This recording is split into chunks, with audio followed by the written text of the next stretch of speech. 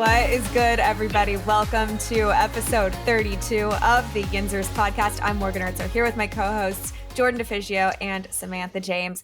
Welcome to the hell carousel where you can never get off, not even if you have to pee.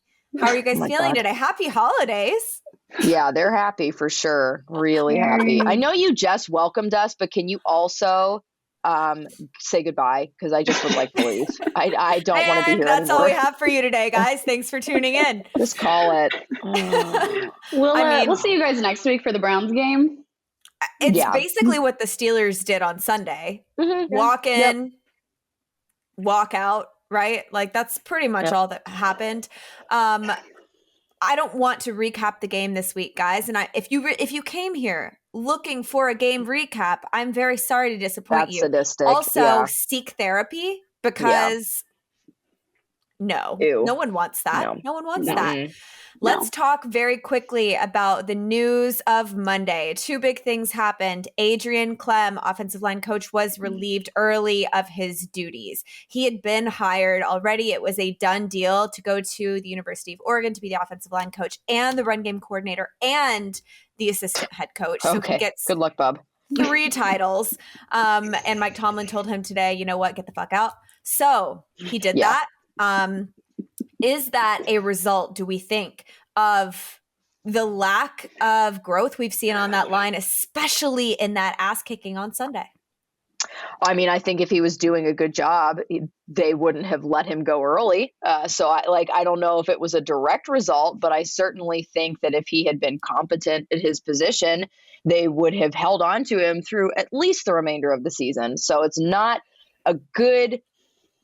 It's pretty damning that they were like, you got that job for the college season that doesn't start until next year. Yeah, goodbye. Go have fun. See ya. It's not good. It's hard to watch for a lot of reasons, right? Kendrick Green being a main focus of that line. Yes, he played guard in college and he's transitioned into the center position, but he's regressed. Any hope that we had for him playing in that center position, he's gotten worse over the season. And they still have him in that position. I know that they did swap him out on Sunday for J.C. Hassenauer, but again, it's like too little, too late. Yeah, it's a little late. So that being said, do you see the Steelers moving Green from the center position next year and possibly drafting another center or bringing in a veteran? I mean, he has to move from that position. Yeah. I can't watch him play center anymore.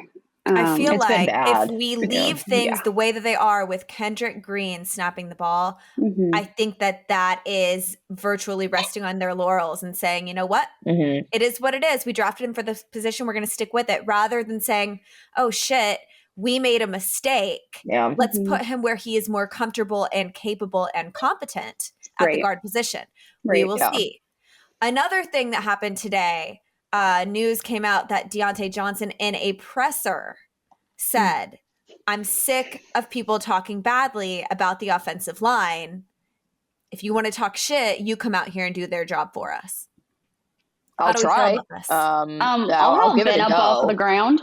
I don't see any of you assholes doing that. Right. Yeah. I was a little. Oh, Jordan, go ahead. I just I guess, what is he supposed to say? It's one of those situations where if you take shots at the offensive line, then you're not going to be very popular in the locker room. But if you, again, it just comes back to, why are you going so extreme in one direction when you could just play it conservative and hold back a little bit? You don't have to be so defensive of the offensive line. I don't they're not worth defending. So while you don't have to throw them under the bus, you can be diplomatic in the way that you respond to that kind of criticism, because it's absolutely warranted. I don't think that anybody in their right mind would say that the way that people are talking about the offensive line is inappropriate. They're just ass trash, awful, and they deserve to be critiqued. And I get that they're your teammates, whatever. Like, I appreciate that he wants to stand up for them, but I feel like that's kind of a straw man argument. Like, why don't you get in there and do it? Obviously, we're not going to fucking do it, dude. Like, I can't play offensive line. I can't play guard. Like, but when, like, just like I can't paint, but if I see a shitty painting, I can recognize it and be like, that's terrible. Did a kindergartner do that? That is a great analogy. I've never heard that before, but we need to start using that more often because it is a great analogy. It was shocking to me, particularly because it felt so out of character for DJ. It really did. He's not one to really ever say anything brash or make any like snippy remarks like that. I could see Chase Claypool saying something like that. Right. But DJ, like that's a stretch. And I think that it really shows the level of frustration on this team for DJ, who had a frustrating game himself on Sunday to come out and say something in defense of the O-line and kind of snapping at the media and at fans. So found that kind of interesting. Like I said, guys, we're going to get into the episode, but we're not going to be recapping the game. We decided again to take some questions from Twitter. You guys had some really good ones this week. So we'd rather do that than relive the horror that was Sunday afternoon. If you're all with us, stick around. We have a lot of good questions. So let's jump right in.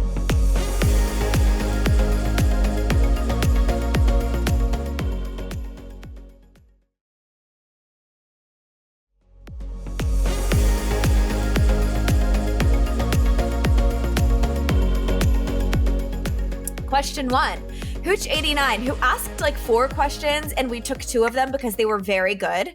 Hooch89 asks, has Terrell Edmonds done enough to earn a new contract next year? What do you guys think? Jordan? I think he's done enough to earn a new contract.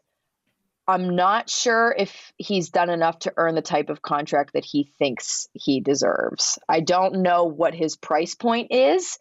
And just based on the way that players in the NFL tend to overvalue themselves, I feel like his asking price is going to be a little bit more than what he has earned. However, that is not to say that he has not made significant improvements and has not helped this team tremendously, because he has. He's done a lot in the secondary in his game. He's just grown a lot as a player, and I really hope that both sides can reach an agreement so that he can re-sign in Pittsburgh, because I think that his development trajectory is going upward. And I think with guys around him who can actually make tackles and do their job, I feel like he would play even better when he's not having to do more than he should be having to do. Those are my thoughts, at least. Yeah. I echo all of what Jordan said. 100% agree. Would love to keep him on the team, but again, at what cost? That's going to be the question. And I agree. I think that he and Minkah actually complement each other very well in that secondary. I like them playing together. I like how they feed off of each other. And we have seen what Minkah has done for Edmonds' game. We really have. There's a reason the Steelers didn't pick up the 5th-year option on him. And whether that is because they wanted him to earn his way into that second contract this year and like see what he would do in a contract year, or whether that's because they don't believe he's their guy. It's yet to be seen, but I do think that the Steelers wanted to see him play for a new contract. And I think he's done that. I think he's going to, I think we re-sign him. I agree, Jordan. I don't think it's going to be for the big money that he possibly hopes. Money, and especially like, put yourself in his shoes real quick. You made a significant jump this year in productivity. Whether people want to admit it or not, this is the best year that he has ever had, and it's by a long shot. So if you're in his head, you're like, shit, like I stepped it up. Like I'm going to make so much money. Like I earned this shit. Super similar to Bud Dupree situation. Right. It is. You know, but Edmonds is not going to pull that big money on the open market. He's just not going to. He's not. he's not as disruptive as Bud was, and he didn't make the leap that Bud did. And Bud had a couple years where he was playing amazingly. Edmonds has just had this one. So we'll see what happens. I think he gets a second contract. We'll see. Question 2, Hooch89 also asks, do you feel the issues in run defense are simply down to injuries of Alualu and Tuitt, or are there deeper issues with the scheming, Sam? Oh, both can be true. I mean, those are huge losses on the defense. So I don't think there's a way to just jump over those and be like, oh, those don't play any part in it. They're huge. Both of those guys, especially on the defensive end, are leaders and captains of the team in a way that, you hear the way that players talk about them, the respect that they have for them. So I definitely think that it plays a huge part into it. I also think the scheme, it's hard to watch. Every week, we're like, we have no run defense and nothing changes. Nothing changes. It's the lack of adjustment. It's the lack of adjustment. Right. And it's frustrating week in and week out. And you can't tell me that the lack of adjustment, because when they finally do adjust, it's late, right? We've seen them adjust. They're not incapable of it. Right. But the lack of doing it on time and successfully on time is not solely a personnel issue. Right. That is a scheming, coaching issue. Jordan? I would agree that it seems like obviously these two guys were critical pieces in their scheme against the run. But it seems like Keith Butler's defense was existing. The scheme still exists in a world where Alualu and Tuitt never got hurt. They're out. They've been out all season long. So yes, lack of adjustments. It's like, and you can't make up for their level of talent, but you can adjust based on the fact that you don't have it there. And the where they're putting guys on the field and the types of plays that they're trying to execute, and the fact that they always just seem so caught off guard by everything that the opposing team throws at them. It's like, did you do any studying of film at all this week? What did you think was going to happen? That they were just going to roll over and let you sack the quarterback every play? It's free play. Everyone just take Mahomes. Free, whatever you want to do. That was never going to happen. What are you doing? Sorry, there's a fly. That's kind of what I want to do to the Steelers. Just swat them. Get them out of here. I just feel like you look at how they played the Chiefs yesterday, or I'm sorry, on Sunday, because this is airing on Tuesday. Correct. You look at how they played the Chiefs and their defensive plan for that game, and you just have to wonder, yes, it is a scheming issue 100%. Playing soft zone against Tyreek Hill is not a thing. It's not ever going to work. But we also don't have the personnel to play man against Tyreek Hill. So it's it's just a mismatch on all levels. And every single injury that we have taken this season, TJ being significantly hurt at sporadic points, is really hurting us. And that doesn't even take into consideration Alualu and Tuitt being out a majority of the season. Are we worried, and this is a total sidebar, are we worried about Tyson's ability to stay healthy? Because this is the second year in a row we've missed significant time from him. It's becoming a concern, I would say. I love the dude, but is it something to be worried about? Yeah, probably. Whenever you have consecutive seasons where you're out for any extended substantial amount of time, it's not good. It's not good for him. It's not good for the team, because obviously that drives his value way down if he's unable to stay healthy. And for the team, it's like, what do? You can't bank on him being there if for 2 years in a row he's been out for the majority of the season, or at least a good chunk of it. And so, yeah, I don't know. I really want to see him get healthy and stay healthy, but there are definitely question marks around that. I wouldn't say throw in the towel on him yet, but it is a cause for some concern. Agreed. I agree.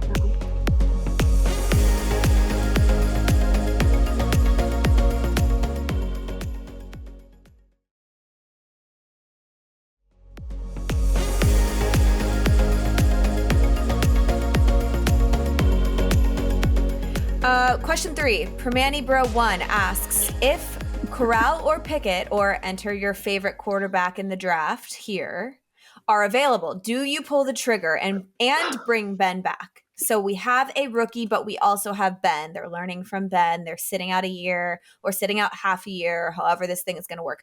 Or do you feel that you need every single pick to shore up both lines and go with Rudolph or Haskins and grab a quarterback in the 23 draft? Or are you looking at bringing in a free agent, i.e. Wilson or Rodgers? Jordan, start with you.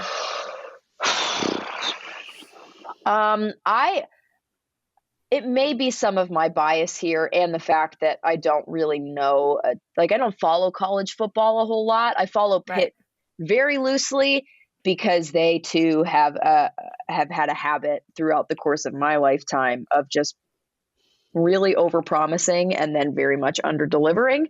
So I've just kind of learned to stay away from college football to avoid more pain for myself.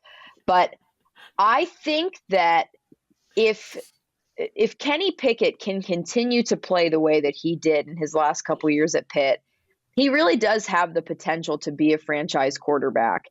However, if you're going to draft a guy with the intention of him becoming your franchise quarterback, you really do have to do everything possible to give him a cast of characters around him that will support him and not weigh him down. And it's really hard to say, go either with the high draft pick on quarterback this year or go all in on building up the line, because it's as we've talked about throughout the course of this season and on Twitter even, there are so many issues on the roster and also within the organization's management and hierarchy that it's really difficult to pinpoint one thing that would fix all the problems. There's no one silver bullet. And I think I don't know what I want them to do. And that's good because I don't get paid to make those decisions. I can speculate, I can dick around, whatever. I would love to see Kenny Pickett play for the Steelers. There was a huge, we caught the tail end of the gap between Terry Bradshaw and Ben Roethlisberger. Mm-hmm. It's really hard to find franchise quarterbacks. It's virtually impossible. And this is pushing it because we are not the Browns, but we have seen the Browns try to find their guy. Yep. Right. We have been around for that whole disaster dumpster fire that has happened in Cleveland for the past 3 decades. We've been around for it. So you look at that and it becomes painfully obvious that if you have an incompetent front office, which is honestly it kind of feels like what we're glaring at down the stretch here. Yep. It kind of feels like that. If you have an incompetent front office, finding a franchise quarterback is virtually impossible right now.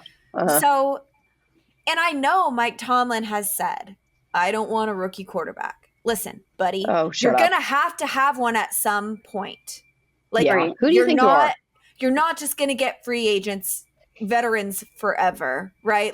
At some point, you're going to have to draft a rookie quarterback. It's just how it's got to be. Right. I don't know if he's trying to play mind games when he says that or what, but who knows anymore? Here's the thing. Even if we did get Aaron Rodgers in the offseason and you stick him behind that line. Yep. What? Right. And then what? You spend all this money on a veteran quarterback who's going to require veteran pay, and then for what? That offensive line, that defense, even right? Who out there gives or appears to give two flying fucks besides Cam Hayward and T.J. Watt and Minka and Joe? Like, you can't have four guys on defense being the only ones who are trying every single down. Like, it's a cacophony of errors and mismatches and issues. And however, though, you could argue, like, looking at what the Browns are dealing with right now, they have a pretty solid roster assembled. And I think, Morgan, you even tweeted this, but like, we're seeing the way that they're being weighed down by their lack of quarterback talent. And you need a complete roster in order to be competitive in the NFL. It's why the Chiefs lost the Super Bowl last year, because they didn't have a line that could protect Patrick Mahomes. Yes. So, and did that not show the Steelers and everyone in the NFL the importance of a good offensive line? Did that game not prove it? If anything, like, if you guys somehow forgot that it's important to have a good offensive line, did that game not like shore up that fact? Well, what you're failing to consider is that the Steelers brass is smarter than everybody else. Right. They know everything. Everything. Yes. They can't be taught because they already know it. Yes. And they learned it, and they don't need to do it because they're better than that. You know, I'm kind of glad that I got the perma ban, because I feel like every time I did get on Twitter through Yinzhers today, it was just ass trash. Twitter's been a mess. Twitter has been a dumpster fire today. You just are not missing out on anything. I have barely been able to communicate with people because it is D-Day on Steelers Twitter. There's no logic being employed. No. Signs of the apocalypse. Is it Facebook of Twitter right now? Pretty much. It's absolute ass trash. But going back to the offensive line, I just want to say, you look at this line this year and you see just how green they are, right? Like, you see their incompetency and you see the growing pains of this line so clearly. And you wonder, in training camp, throughout the year, we have $11 million that we're allowed to spend and we haven't spent it. Like, what makes this team think this is the line that we need to put on the field every Sunday? And it hit me the other day. It's because in practice at training camp, they're going up against our defense. Like, oh my God, our terrible defense, our terrible front seven. Of course. And it all makes sense. And it all makes sense because every week they're like, we got to be better. We got to be better. And then they take the field on Sunday and you expect some semblance of improvement or something. And you don't see it. And you realize it's because, they thought they were good because in practice they played well against this defense. But both sides of the ball are terrible. Yeah. It's unbelievable, but that's a very good point because But again, no adjustments, no freaking adjustments. There will never be adjustments. Too much to ask. Question 4: MD Bergen asks, what should be the Steelers' number 1 offseason priority? Sam, start with you. Number 1, competent personnel, because clearly we are lacking that, and it starts at the top. So like coaching personnel. Coaching has to. I mean, I don't even know if coaching. I mean, the Rooneys. Like, how do you sit here and watch this and be like, yeah, this is a good fit for our team? You know, you guys know where I'm going on today. You said Rooneys, and I saw something today that I want to mention because it's food for thought for everyone. We harp on this show a lot about Mike Tomlin's incompetency in hiring his assistant coaches and his coordinators. We talk about this a lot as that's his major downfall, right? Right. Someone said something today about it being a Rooney thing, potentially being a Rooney thing, an Art 2 thing, that this is the pool that you are allowed to hire from within. Pick. Internal hires, cheap hires. Right. Yes. So that being said, how much latitude is Mike Tomlin given hiring his entire staff? We don't know. We don't know. Yep. We can speculate. We don't know. This whole time I've been placing a lot of blame on Mike Tomlin for the lack of ability to hire competent coordinators. Is it on Mike Tomlin? Yeah. I guess for me, if I was put in that position, I mean, I work in management right now. And if I'm put in a position where my job's like, you know what, all these qualified people for this position, but we're going to go over here to this list of people because they're really cheap. It's like the results that you're going to get. I mean, you have to know that they're not going to be what you're looking for. You're hiring people that don't have the qualifications for the job that you want to hire for because you want to save some money. Like, and you know, doing so that you're not going to win as much. Right. But you also know, because you are the head coach for the Pittsburgh Steelers, it's not going to put you on the hot seat. So like, what are we doing? We're just saving Art 2 money at this point? Like, is that what this is about? Right. And I hate questioning the Rooneys. I really do, because for so long they have been a great family owner. Right. But you have to wonder, after years and years and years of coordinators who have not panned out, what the heck is going on? You have to wonder. I mean, is it Mike Tomlin, or is it above his pay grade? Yeah, and like I feel like with even just with family owned businesses, you see this pattern a lot. And I'm not necessarily saying that this is what's happening, but the father starts the business and the father runs the business really well, and the son sees the father run the business really well, and he wants to take over and do justice to the family name. However, because the son of the father, who is the son of the father, is a little bit further removed from that, there is a bit of a disconnect. And sometimes, like, once you get to that third generation of family ownership, that's where the business can potentially start to deteriorate. I'm not saying it's deteriorating, but I'm saying that there is a disconnect. And honestly, I think the Steelers' number one priority in the offseason needs to, like, they need to take a page out of the book of Alcoholics Anonymous and admit and acknowledge they have a problem. Yes. Like, you're take a page out of the book of all of your fans. Yes. Oh my God. Seriously, we would know. Please acknowledge that you have a problem. Like, you are never going to become a good competitive team consistently again until you look at what you have and say, this is not going anywhere. And what I'm going to pull out my soapbox and step on it for a second and get really pissed off, because yes, of course, I am so grateful for all of the many years that the Steelers gave us competitive teams, Super Bowls. Yeah, they won 6. Great. I was alive for 2 of those wins. Excellent. Like, they were wonderful moments. I had so much fun watching them throughout those playoffs, win those Super Bowls. Awesome. But what kind of fucking fan are you if you were like, that's good enough for me? All I care about for the rest of my life is that they don't have a losing record in the regular season. Of course, if you care about the team, you want them to win it all. And there needs to be a level of accountability. You guys are getting paid more than I will ever see in my lifetime to play a game.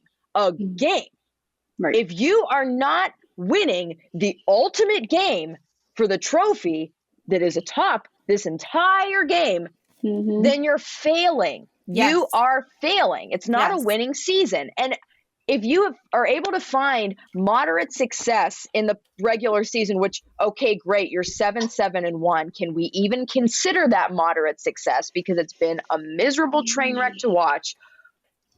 What is the goal for the Steelers? What is your purpose? What are you trying to do? And is the team that you have helping you achieve that goal? That's what they have to figure out this offseason. Yep. And if they can't determine, okay, winning records in the regular season are not enough, then we're not going to see any change, because this is good enough for them. Soapbox, you're exactly right. Thank you. I applaud you. Bravo. Preach. Listen, I love the soapbox. I do too. It's my favorite part of every episode. But I will say, if they are incapable, if Art 2 at this point, because that's whose feet this ultimately falls at, if he is incapable of looking at his team and acknowledging the weaknesses, acknowledging his weaknesses, looking at his business plan and saying, oh, I'm a businessman, let me acknowledge my weaknesses, that is a flaw. That is a personal flaw. And he needs to get people around him who can acknowledge the weaknesses for him. Because if you're not strong enough to look at yourself and say, this is where I'm failing, you have no business running an NFL team. You don't, period. Right. Spot on. Because there is so much change year after year in this league. You're getting new players. You're getting new coaches. Teams are changing. You cannot say, oh, I'm doing everything right. This is a problem that's beneath me. No, at some point you are culpable. And I think that point has come. And that's the goal for the offseason. Question 5. Coach Dahl asks, what steps are needed to have a rebuild similar to the Patriots this year? Keeping in mind lots of the pieces in place, good or bad, are within their first 3 years in the league.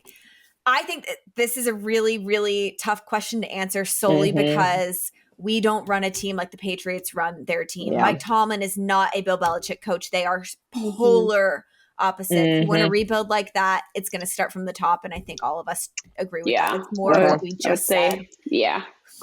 Yeah, that rebuild happened because Bill Belichick, who won 6 Super Bowls, let's keep that in mind. Mike Tomlin, contrary to what some people on Twitter believe, has only won 1. He's been to 2. He's only won 1. Bill Belichick won 6 of these rings and watched his teammate and partner in crime, Tom Brady, scamper off to Tampa Bay and win another one. And he was like, F no, not doing that again. And he's willing to do what it takes to win, not be right. And he is, and the Patriots look at the way they spend money. That is in stark contrast to the way that the Steelers do business. So unless that changes too, I mean, we're asking for a lot here, guys. Like we're asking for a lot of change in one off season. It's just probably not going to happen in the same manner that the Patriots were able to just quick turnaround on that team. Question 6, Ohio Aloha asks, this is my favorite question of the entire show. How do we get Joe Burrow? And she does not mean sack. She means get him on the team. How do we get Joe Burrow? Oh my God, this is so easy. Remind him he lives in Ohio. Pittsburgh is not in Ohio. He did just say publicly how boring Cincinnati is. He did just say there's not anything to do here, so I'm not worried about going out and getting COVID. He did say, and we know how much better Pittsburgh is than Cincinnati. I think everyone knows that. I mean, just grow a mustache, dye your hair blue, and call your coach a cracker, and then you'll be released and you can come play for the Steelers. Threaten to punch your GM in the face. This is a great idea. Perfect. Love it. Antonio Brown it. That's all you literally have to do. AB, we have plenty of videos to show him. AB wrote, he gave you the blueprint, Joe. He gave you the blueprint. Come on, just follow it. It is a roadmap. Pittsburgh and Raiders. Google it. We are so much better for you than she is. Come here, please. It's like we that will love TikTok, you so much more. Please don't be in love with someone else. I want to sing that to Joe Burrow in my shower. You know what? We can film that in Pittsburgh. Okay. Oh, I love it. Yes, let's do it. Oh my God. Right. Before we wrap this thing up, guys, I want to update everyone on our jersey giveaway. People are still making like small donations here and there, but for the most part, we have wrapped it up. We officially raised $2,300 to purchase jerseys for the kids at Pittsburgh Children's Hospital. I cannot thank you guys enough for the contributions that you made to this cause. It's our first year doing it. We kind of got a slow start with it, but everyone really, really stepped up. And I'm just so excited and happy that we were able to make this happen.